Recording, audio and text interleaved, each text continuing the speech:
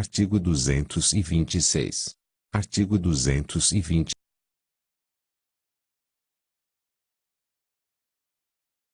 Parágrafo 3º. A Comissão de Valores Mobiliários estabelecerá normas especiais de avaliação e contabilização aplicáveis às operações de fusão, incorporação e cisão que envolvam. Artigo 243.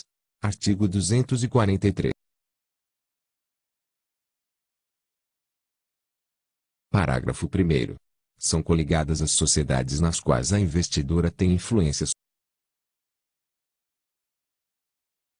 Parágrafo 4º. Considera-se que há influência significativa quando a investidora detém ou exerce o poder de participar nas decisões das políticas financeira ou operacional da investida, sem controlá-la. Parágrafo 5º. É presumida influência significativa quando a investidora for titular de 20% ou mais do capital votante da investida, sem controlar. Artigo 247. As notas explicativas dos investimentos a que se refere o artigo 248 desta lei devem conter informações precisas sobre as sociedades coligadas e controladas e suas relações com a companhia, indicando. Artigo 248. No balanço patrimonial da companhia, os investimentos em coligadas ou em controladas e em outras sociedades que façam parte de um mesmo grupo ou estejam sob controle comum serão avaliados pelo método da equivalência patrimonial, de acordo com as seguintes normas.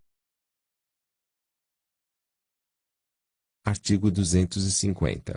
Artigo 250. Inciso 3º. As parcelas dos resultados do exercício, dos lucros ou prejuízos acumulados e do custo de estoques ou do ativo não circulante que corresponderem a resultados, ainda não realizados, de negócios entre as sociedades. Parágrafo 2º. A parcela do custo de aquisição do investimento em controlada, que não for absorvida na consolidação, deverá ser mantida no ativo não circulante, com dedução da provisão adequada para perdas já comprovadas, e será objeto de nota explicativa. Artigo 252. Artigo 252. Parágrafo 4º.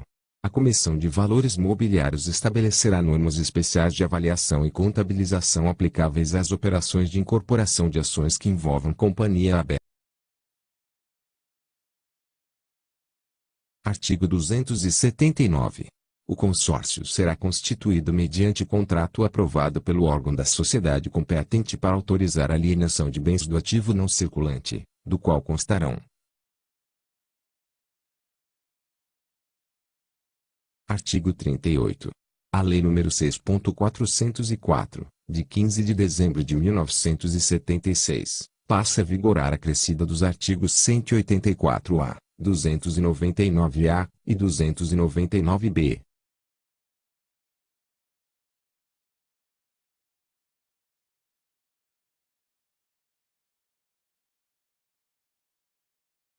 Artigo 184-A. A Comissão de Valores Mobiliários estabelecerá, com base na competência conferida pelo parágrafo 3º do artigo 177 desta lei, normas especiais de avaliação e contabilização aplicáveis à aquisição de controle, participações societárias ou negócios. Artigo 299-A. O saldo existente em 31 de dezembro de 2008 no ativo diferido que, pela sua natureza, não puder ser alocado a outro grupo de contas, poderá permanecer no ativo sob essa classificação até sua completa amortização, sujeito à análise sobre a recuperação de que trata o parágrafo 3º do artigo 183. Artigo 299-B. O saldo existente no resultado de exercício futuro em 31 de dezembro de 2008 deverá ser reclassificado para o passivo não circulante em conta representativa de receita diferida. Parágrafo único. O registro do saldo de que trata o caput deste artigo deverá evidenciar a receita diferida e o respectivo custo diferido. Artigo 39. Os artigos 8º e 19 do Decreto-Lei nº 1.598, de 26 de dezembro de 1977, passam a vigorar com a seguinte redação. Artigo 8º. Artigo 8º. Parágrafo 2º. Para fins da escrituração contábil, inclusive da aplicação do disposto no parágrafo 2º do artigo 177 da Lei nº 6.404, de 15 de dezembro de 1976, os registros contábeis que forem necessários para a observância das disposições tributárias relativos à determinação da base de cálculo do imposto de renda e, também, dos demais tributos, quando não devam, por sua natureza fiscal, constar da escrituração contábil, ou forem diferentes dos lançamentos dessa escrituração, serão efetuados exclusivamente em: Inciso 1º. Livros ou registros contábeis auxiliares, ou Inciso 2º. Livros fiscais, inclusive no livro de que trata o inciso I do caput. Parágrafo 3º. O disposto no parágrafo 2º deste artigo será disciplinado pela Secretaria da Receita Federal do Artigo 19. Artigo 19. Inciso 3º. Outras receitas ou outras despesas de que trata o inciso 4 do caput do artigo 187 da Lei nº 6.404, de 15 de dezembro de 1976. Artigo 40. O artigo 47 da Lei nº 8.981, de 20 de janeiro de 1995, passa a vigorar acrescido do seguinte inciso 8º. Artigo 47. Artigo 47. Inciso 8º. O contribuinte não escriturar ou deixar de apresentar à autoridade tributária os livros ou registros auxiliares de que trata o parágrafo 2º do artigo 177 da Lei nº 6.404, de 15 de dezembro de 1976, e parágrafo 2º do artigo 8º do Decreto-Lei nº 1.598, de 26 de dezembro de 1977. Artigo 41 a 44. Vetado. Artigo 45. O artigo 8º da Lei nº 1.732, de 30 de junho de 2008, passa a vigorar com a seguinte redação. Artigo 8º. O prazo a que se refere o artigo 25 da Lei nº 1.508, de 20 de julho de 2007, fica prorrogado até o dia 1º de julho de 2010. Artigo 46.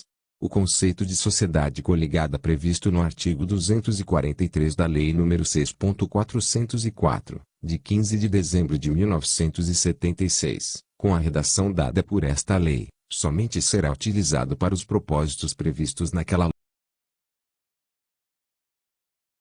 Parágrafo único.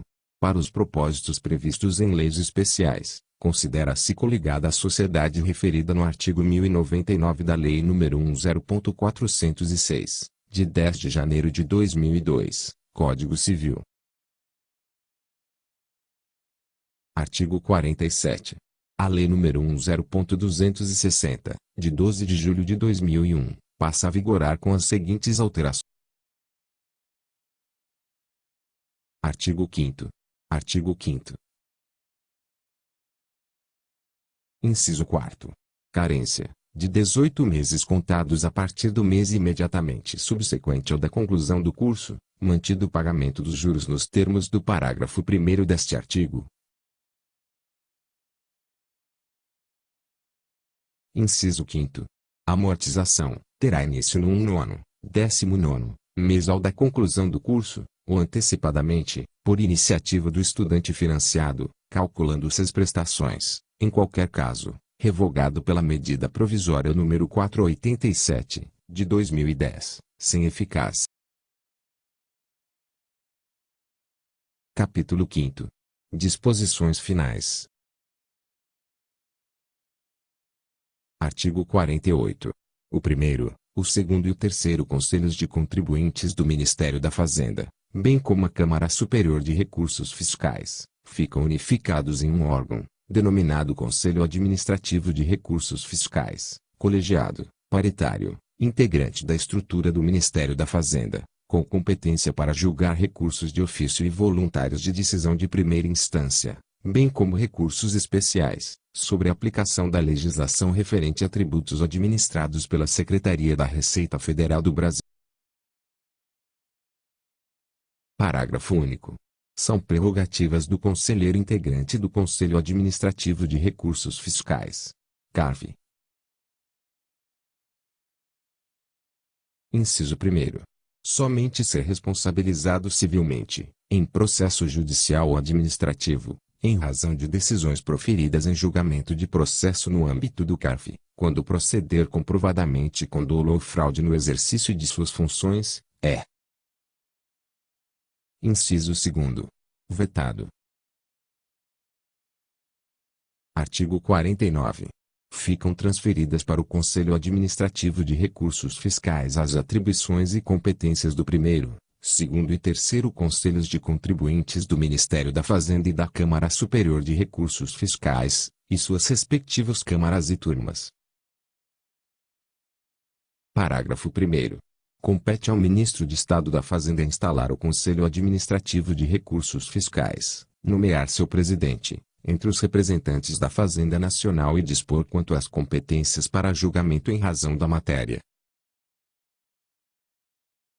Parágrafo 2º. Vetado. Parágrafo 3º. Fica prorrogada a competência dos Conselhos de Contribuintes e da Câmara Superior de Recursos Fiscais enquanto não instalado o Conselho Administrativo de Recursos Fiscais. Parágrafo 4º. Enquanto não aprovado o regimento interno do Conselho Administrativo de Recursos Fiscais serão aplicados, no que couber, os regimentos internos dos Conselhos de Contribuintes e da Câmara Superior de Recursos Fiscais do Ministério da Fazenda.